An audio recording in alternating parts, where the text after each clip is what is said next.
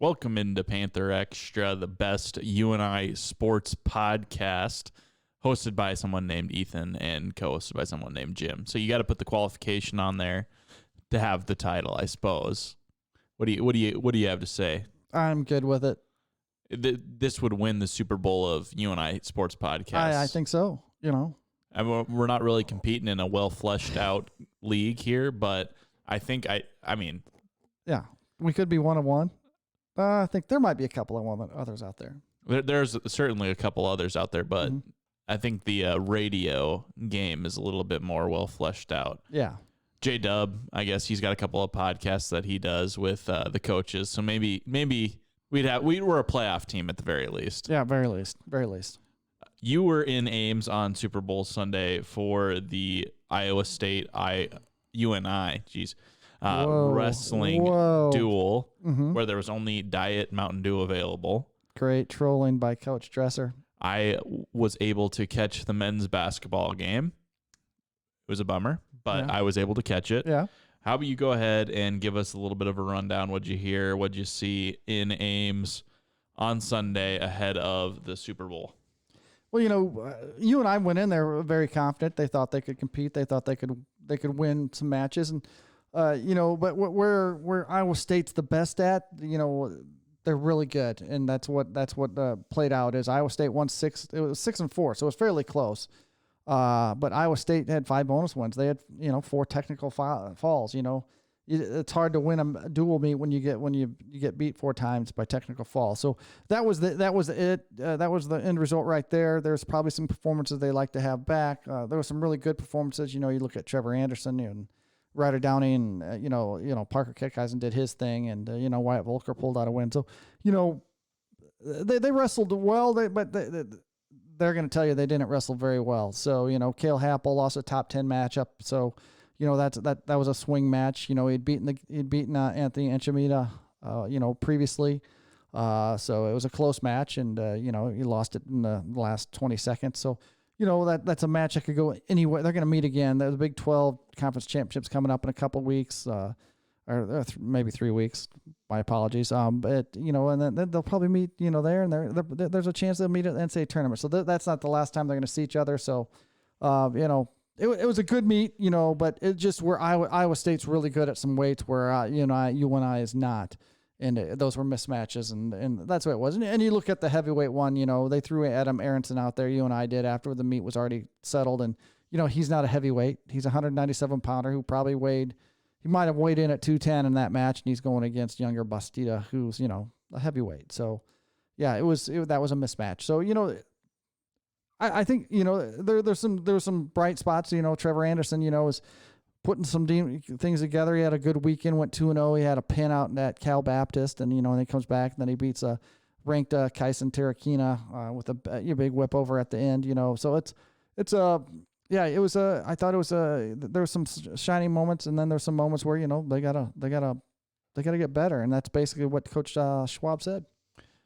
What do you make of just the comments from Schwab following the match, and then also what he said on Monday? I guess the first comment that comes to mind that stood out to me was that he would have liked the lower bowl is pretty full, but he would have liked there to be, a sold out. And he said, maybe that's on us for not being, number 4 in the country or number 3 in the country. Do you think that affects attendance as much as scheduling that on Super Bowl Sunday affects attendance? I think it was Super Bowl Sunday, because I guarantee you there was, after about 7 matches, there was a good portion of that fan, but there's fans leaving so they could get to their Super Bowl parties, because it started they moved it up 1. It was originally supposed to be a 2:00 start. They moved it up an hour. Good move. I would have loved to see them move it up to noon, but obviously you and I had been in California on Friday, so they needed some recovery time. So, I thought it was a good crowd. It was 5,000 plus down in the lower bowl. I thought there was a good atmosphere there. The Cyclone fans were into it. You could hear the UNI fans. I could clearly hear Schwab from where I was sitting. We sit up on the concourse, but when he's into a match and he's barking out instructions, you can hear him clearly. So that's one thing.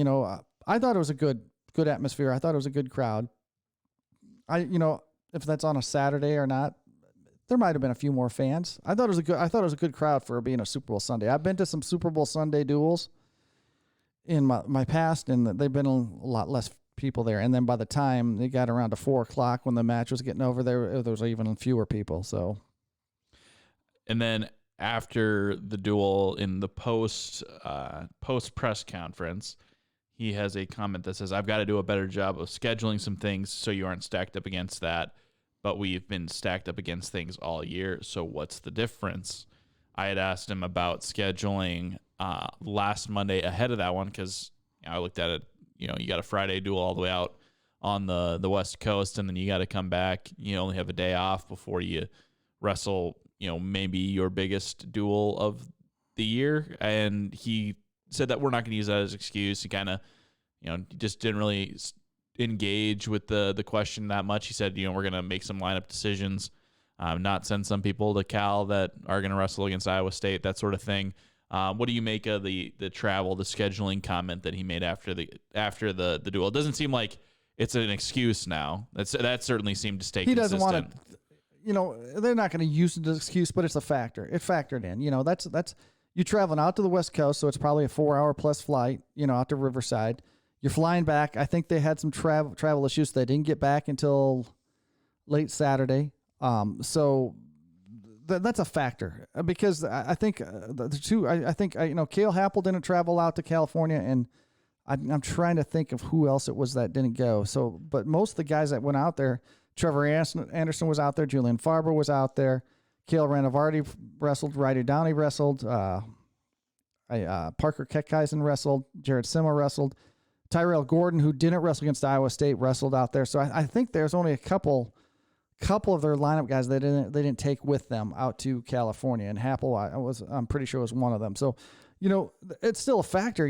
That wears on you. That travel, that's 8 hours sitting in a plane. And if you've flown in a plane, anybody's flown in a plane, there's not a whole lot of leg room. You can't stretch out. And if you've been in a tough match or whatever, you've beaten yourself up all year long. That travel I think that was a factor, but you're not going to use it as an excuse. You still got 7 minutes to go out and do your thing, and then you got time to recover before they have 10 days, I think, before they wrestle again. They don't wrestle until not this Friday, but the following Friday. So there's plenty of time to rest. So they're not going to use it as an excuse, but I think you have to have it's a factor. That travel was a factor. Does it change the outcome of that match? I don't know if it changes the outcome, but you might have seen instead of 4 technical falls, you might have only seen one. You might have seen some guys a little fresh that would have been able a little more, and Coach Schwab said this. I'm rambling here, but Coach Schwab said this. We didn't throw enough punches to keep some of those matches closer, and that's what he said. So maybe that's a little bit of being a little sluggish and coming back. But some of those technical falls, he felt there could have been a little bit more fight. So looking at the lineup, it looks like it was Cale Happel, Ryder Downey, Jack Thompson, and Adam Allard, who wrestle. I kind of got mixed up there, but it was so the people who wrestled against Iowa State that didn't wrestle against Cal Baptist were Trevor Anderson, Cale Happel, Cale Ranovardi, and Jack Thompson and Ryder Downey. So I think Trevor wrestled against Cal Baptist. Okay, yeah, you're right. Never mind. They did it in a weird order. They wrestled out of order at Cal Baptist, and that threw me off Friday night. I was so confused about what was going on. Mm-hmm. So the list is in. Yeah, sometimes they'll draw a starting weight, so that's where you're at. But it was not Ryder Downey at 157. Okay, so he stayed home. And he looked good. It was not Cale Ranovardi at 149 on Adam, Friday. Adam Allard. Yep. Yep. It was. And I think those guys are toss up at 49 right now. So at 165 was different. It was R.J. Weston on Friday. It was Jack Thompson on Sunday. Yeah, and R.J. has been in the lineup most of the year. So yeah. Mm-hmm. And let's see. Heavyweight was different. You already mentioned that one. Yeah, Tyrell wrestled. The regular wrestled out in California. Did not wrestle. He warmed up for Iowa State, but I think with the meat out of hand, they wanted to save that match against Younger, for maybe the Big 12s. According to Schwab, there might still be some lingering injury issues going on with Tyrell as well. He's mentioned that a couple of times on Mondays, but I wouldn't be stunned if that was a consideration as well. Yeah, you bet. Mm-hmm.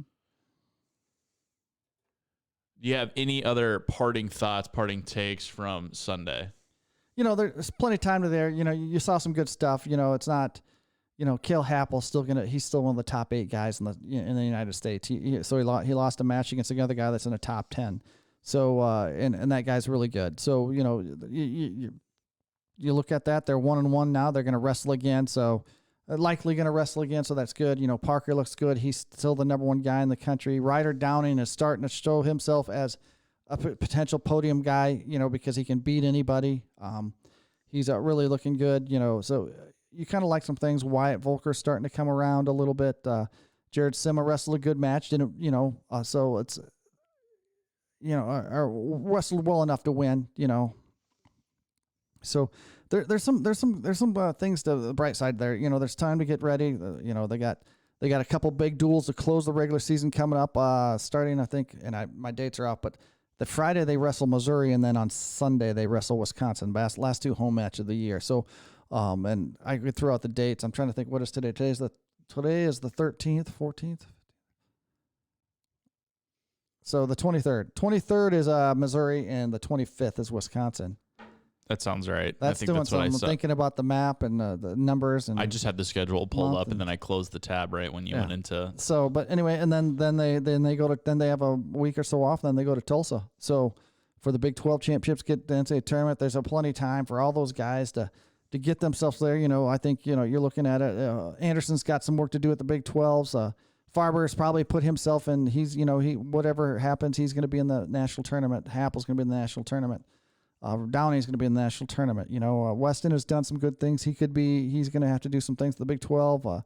Sima, I think, is going to put himself in position to be at the national tournament. Keck Eisen's going to be the number 1 guy. Volker's done enough. Gordon's going to make another NCAA tournament. So, I think legitimately you're looking at 7 or 8 qualifiers for you and I right now if they go do the things they can do. So a lot of time left, a month of the season to, pretty much about a month to get ready for, not a month, but they got about 3 weeks to get ready here for the Big 12s, 3 to 4 weeks, almost a month. So, to get ready for the Big 12s, and then it's NCAA tournament. So pretty exciting time for them, and they've put in a lot of good work. So now it's just let's close the season strong and get ready for the Big 12s. Talking about closing the season strong, getting ready for a conference tournament. UNI men's basketball kind of entering the home stretch here. Gonna get their final look at. They haven't seen Valpo yet, and they're gonna finally get the Beacons this Wednesday, and that'll be the last MVC team that they haven't seen already this year. They have 3, 4, 5, 6 games left on the schedule. So pretty well, they know who they are, I think. Yeah. And they're sitting at 5th in the MVC right now. Matt Hackman on X, formerly known as Twitter, does seeding probabilities for the for a bunch of the conference tournaments. And his most recent update on the NVC has UNI's most likely seed in the MVC tournament being 5th. They have a 2% chance of getting as high as the 3 seed, 22% chance of getting the 4 seed, and then 30 being the highest at the 5th seed. If they would be the 5th seed, they'd play on Thursday. They'd miss out on the bye. Top 4 seeds get a bye. 5th seed plays the second game at 2:30 on Thursday. They'd be going up against number 12 in the conference, so they'd get Valpo.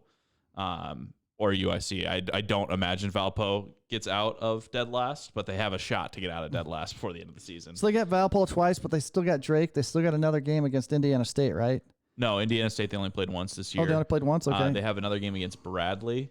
All right. And then they have another. The big ones are Drake, Bradley, and Southern Illinois. All 3 of those teams are ahead of them in the standings. So you have a chance to get up to 4. It'd be nice to get a bye, This team, it's been all over the place for me. They've been all over the place. It looks like where they play stretches where, okay, this team's going to contend to play on Sunday at the Valley Tournament. And then there's like this past Sunday, it's like, well, these guys might be done, one and done.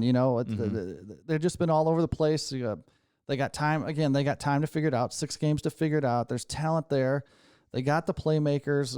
What do they got to do? I think the question is, what do they got to do game in, game out now to get some momentum going here?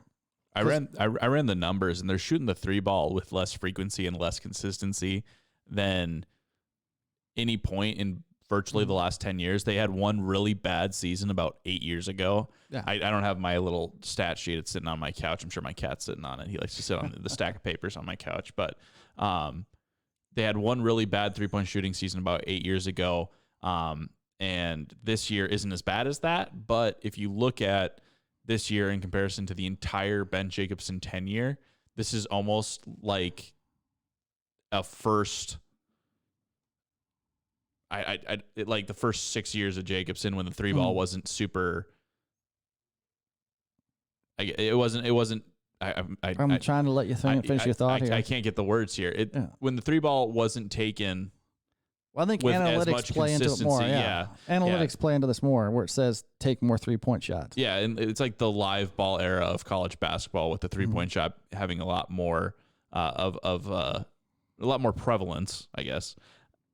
This is the worst 3-point shooting season since that happened. Basically, since the Steph Curry revolution of 3-point shooting, this is the worst that UNI's been at 3-point shooting. And I think that has a huge factor because when they are making more than 9 a game, I don't have the exact stat, but they're probably have only lost one game, and that might have been the last one against UIC. And so I don't think they shot the three ball that well, but they've been really successful at winning games when they're hitting more threes, and they haven't done that with a lot of consistency this season. And I think that's what's causing them to struggle a lot more. And when I asked Coach Jacobson about that, he just kind of, I asked him, is this a philosophy change or is this a personnel issue? And he didn't say that. He said the philosophy hasn't changed. He did mention that, Jacob Hudson, Titan Anderson aren't as consistent 3-point shooters as, a guy like Trey Burhow has been in the past. Or even Austin Fife. Yeah. Well, he also mentioned James Betts. We're talking about Betts, Jacob Hudson because James shot a lot more threes. And so that's going to change your equation in just terms of average threes per game, which is one of the stats that I threw at him when I asked this question. But it certainly seems like there's something there in just terms of obviously 3-point shots are worth more than twos. Yeah. And if you're hitting your 3-point shots, you're going to be scoring a lot more points. And I think that was obvious in the Indiana State game where they gave up 42 points on 3-pointers because they made one and Indiana State made 700. But going into the tournament, looking outside of what's the enigma of this team, is the number 5 seed an attractive seed? Because you're going to face Valpo in the first game on Thursday, but then you're going to play right away on Friday. You're going to get Southern Illinois. Oh, Southern Illinois in first? Yeah. Well, no, Southern Illinois, because the first 4 get a bye. Oh, that's right. Okay, sorry, my bad. So whoever gets the 8 or 9 seed is the team that gets to win on Thursday and then lose to Indiana State on Friday. Yeah. Okay. So the thing with Southern Illinois is that's your last game of the regular season. So you'd see them almost back-to-back. There'd be one game in between. And so now you have an opponent who's got extra time to prep because they get a bye. Yeah. And they just saw you. So they just did the prep work on you. They just, it just reminded you what you look like. You just reminded them what you look like, what you do well. There's not going to be a whole lot new about it because it'll be the third time that they see you this year. Is that a seed that you want, or would you prefer almost a 6 seed at that point where you're going to be playing a Bradley or a Drake, depending on how the 2-3 shakes out? What seems more attractive for you in that? Well, that's the word, attractive. I don't know what the. Obviously, you got Southern Illinois in the one that moved Jake over Iba for Valley win. So you've already beat Southern Illinois. You haven't beat Bradley. You haven't beat Drake. But yeah, I think some of the things you said are valid there. Do you want to play them a third time already that fast, and it's a third time back to back like that? I think that's a valid point. Where they're going to get a break. So okay, here's the deal: go pick Drake off here at home here. Beat Bradley at home here and close maybe 5-1 and or something like that, and get the 4 seed. And then guess what? Now you get the bye. So I think that's the answer to that. If you're looking at attractiveness, it's more attractive to have that first round bye, right? That's what you're. Well, if we're saying that, pick off Bradley, pick off Drake, finish the season 6-0 and get that 2% chance at getting the 3 seed. Even a 3 seed, yeah. So, the way they played, I don't know. I think 5-1's more likely than 6-0, but we could see 2-4. Let's just eliminate the bye as a possibility. Let's just say you're going to be the 5, 6, or 7 seed. What is the most attractive out of those? I think you still want to be the 4, because I think you want to, or the 5, if that's what you're going to be. I don't think you can play with Southern Illinois. It doesn't matter what that last regular season is. Maybe you play very vanilla if you're going to be the 5 seed going in there. They very well could know what their seed's going to be going into that game. So how much do you show them? And how much different can you really be from that game to the next game anyway? Even if how much Southern Illinois is not going to know what UNI is on that last regular season game, and they're going to know what they are. And there's not much that UNI can change. You're going to know the personnel because guess what? They played 30 games, right? Mm-hmm. So there's not much that you can do differently. So I think when it gets to the tournament, it's okay. You just got to be the best version of yourself and win. So who you play, I don't think you want to have to play Indiana State in the next round. No, right? So. But well, I'll pull it up. I think there's just as good a chance that they drop all the way to 8 or 9 as there is that they get the 3 seed. So I don't think you need to be worried about getting Indiana State that early on. Let's see. There is a 28. No, not 28. There's a 6% chance that they fall as far as 8 and a 1% chance that they fall to 9. So not the likeliest of scenarios. And that's basically you're 0-6 and everyone else that is behinding you, nipping at your heels, has a great finish. I think they're going to get some wins down the stretch here. There's just too much. I go back to the point you said, and that was great. That was great talking about. Is so many in the past seasons that offenses have run through the 5. You see that 5 trailing, hitting a 3-pointer. How many times you've seen offense 5? And I'm going to forget some of the other guys. The Cook brothers, I think, were trail guys, and they'd come in and they'd make that long 3-pointer, and that offense went through there, and they were good assists, they're good passers. And I don't think that the guys they got playing that position now are not those guys anymore. Titan Anderson, he can make the 3, but he's not a 3-point shooter, right? James Houston's too. Jacob Hudson. Where's James Houston? I said James Betts earlier, and that's it. You've constantly called Jacob Hudson Jacob Houston. Yeah, so that's his name to me now. And anyway, he's not, really a 3-point shooter. That's not his game, Cole Henry, who would play that a little bit, I don't know if he's, he can shoot the 3 too, but I don't know where he is in the rotation right now, or where he is in the doghouse, out of the doghouse, on top of the doghouse, below it. Who knows? But they've had a really effective lineup that is Titan at the 5, Kyle Polk at the 4, and then Heisey, Campbell, and Bourne. I think that's when you have your most 3-point shooting on the floor, right? And so you're really stretching the defense. You're stretching defense, but you're sacrificing a little bit with rebounding. With size and rebounding, yeah. But even with Hudson and Anderson and Heisey, Bourne, Campbell on the floor, they're struggling to out-rebound teams. So they're already struggling on the glass. This small ball lineup has been really effective. I want to see more of the small ball lineup in the final 6 games. I want to see more Trey Campbell, too, to be honest. I tell you, when he's playing, when he's asserting himself in the game and taking those mid-range jumpers and then pulling up and hitting a 3, I tell you what, he really impacts a game, and I'd love to see him insert himself a little more sometimes. Well, if you go read the story I did on Nate Heisey and Trey Campbell about 3 weeks ago, you'll know that what changes in a lot of those games is that he comes into the game with a mentality like, I need to be a difference maker. Mm-hmm. And the thing with that is that's a really cool quote, I think. But it's also him admitting that, and he's admitted it in post-game interviews, like, I need to be more aggressive. I need to get that mentality more often. Yes. And so I think the issue there isn't that they don't want to get Trey more involved. I think the issue is that sometimes that mentality isn't there when it needs to be there. Yeah. And so I think that's the biggest X factor in Trey Campbell. The shot. Yeah. There's not a better mid-range shooter probably. He's probably one of the best mid-range shooters in the Valley, if not the best. That 15 to 7-14 shot, when he pulls up, it seems like that's almost automatic. Well, I think the Drake game this year in Des Moines was a great example of what he could do, because for long stretches he was what was making that game close, and that was a game where they didn't have Bowen. And I asked him after the game, I was like, "Hey, you said that you come into some games with a mentality that you need to make an impact. Was that the mentality coming into this game?" And he said, "Yeah, I'm just working on being more aggressive. I knew my aggressiveness was going to be important tonight." and I'm working on making that more consistent. So I think as he grows as a player, I think that is going to be the guy he turns into. I just don't know if that's what they can rely on him being right now. Yeah, so I think that it just needs a permanent mentality, because when he's inserting himself in the games, you can see how much he impacts it. Not say, Bowen can do that too. He can impact the game. They got several. Nate Heisey can impact the game too, but I really, I tell you, when Trey does it, you notice it. Nate has a good game. It's Nate's having a good game. Bowen's doing the Bowen things.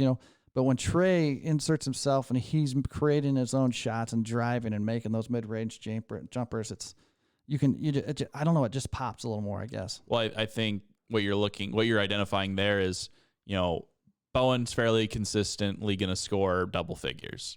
Nate's fairly consistently going to score double figures and have a big impact on the defensive end. And I think Trey is that third guy that when he does get there, when he is at his best, it is noticeable, and that is when UNI is at its best.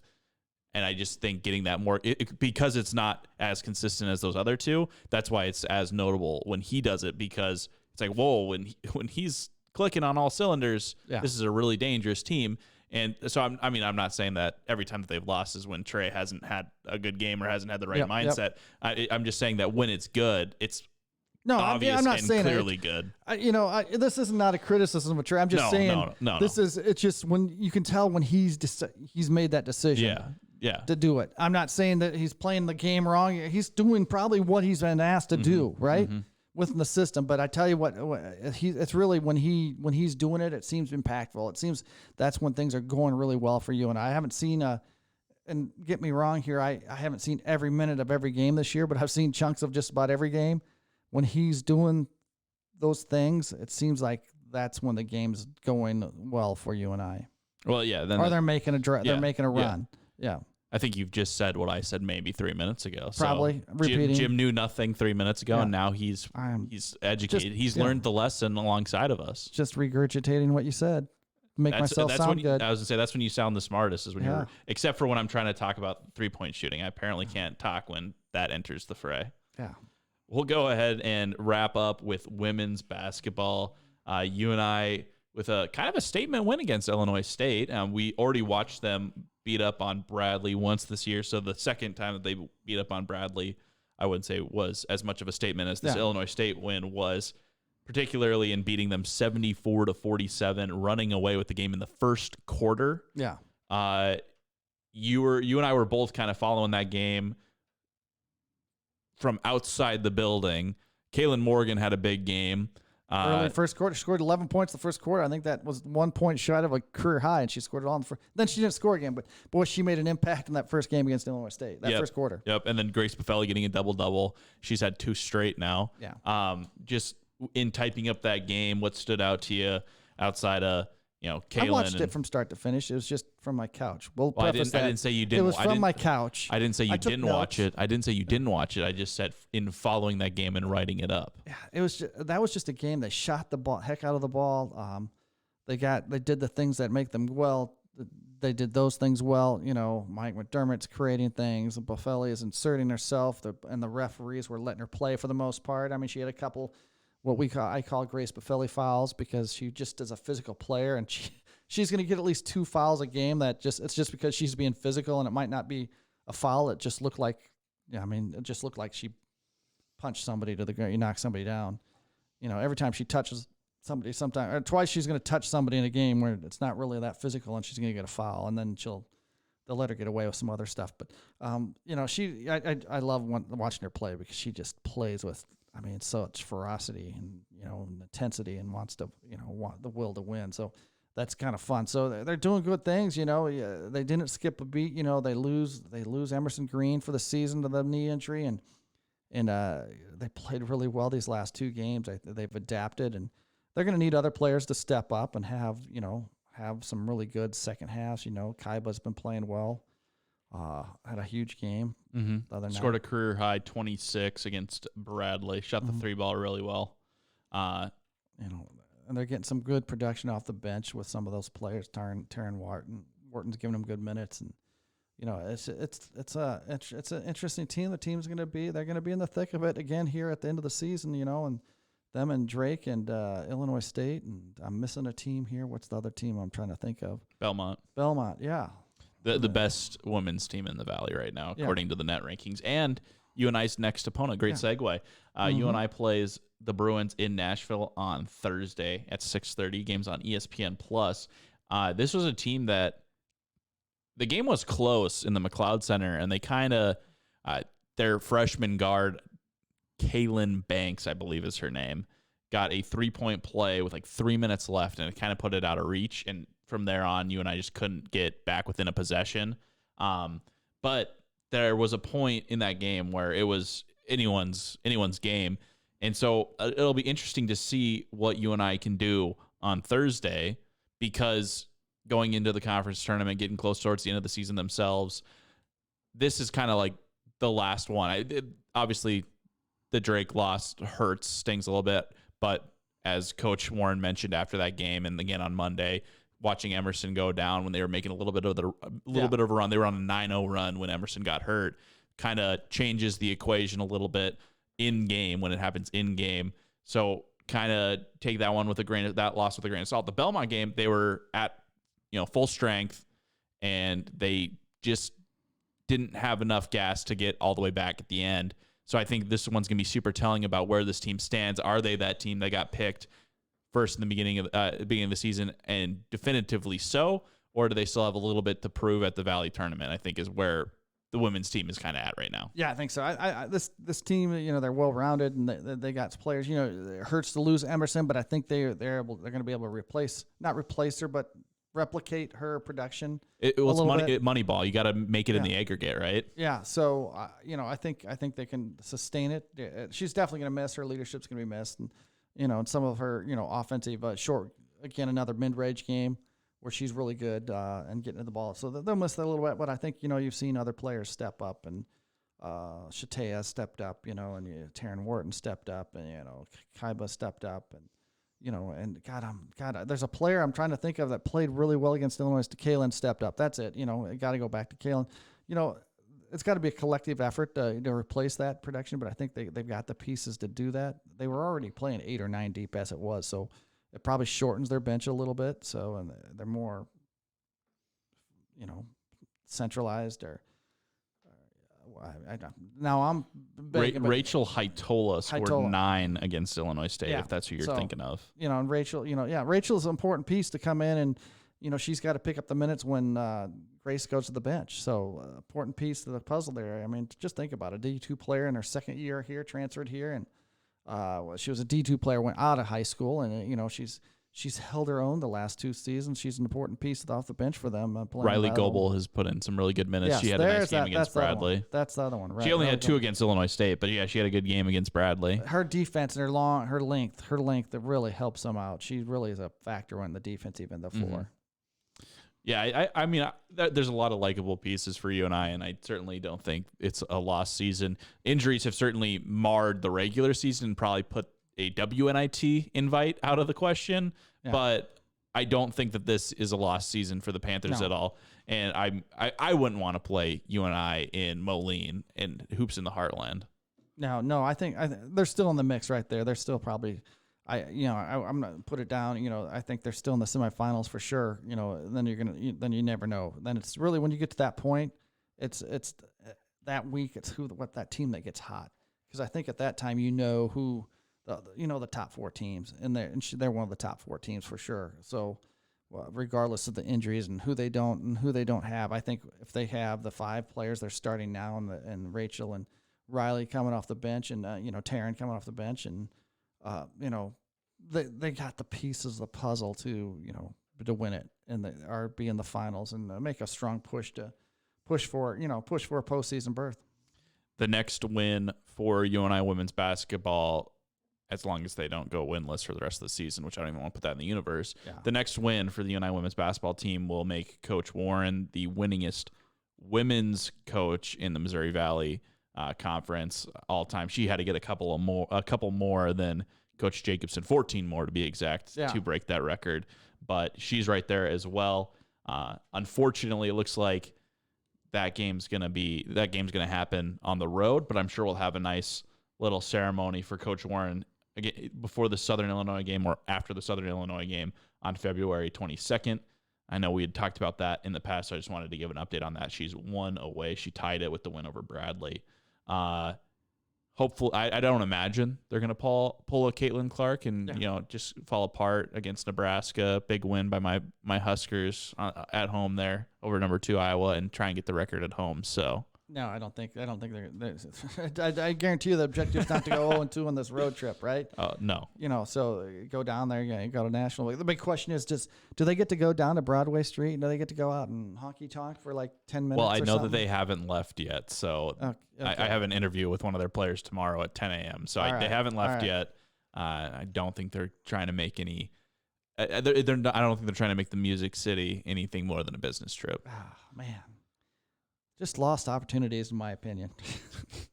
They're 9-12, 8-4 in the Missouri Valley Conference. I'm curious, whenever they cross that 500 threshold, I wonder what that's going to do for them, because I'm sure they're not looking at the schedule page on the website as much as I do, but it's just every time I type that record, it feels weird because they don't feel like a 9-12 team, but they had that horrible stretch in December and they were playing the number 2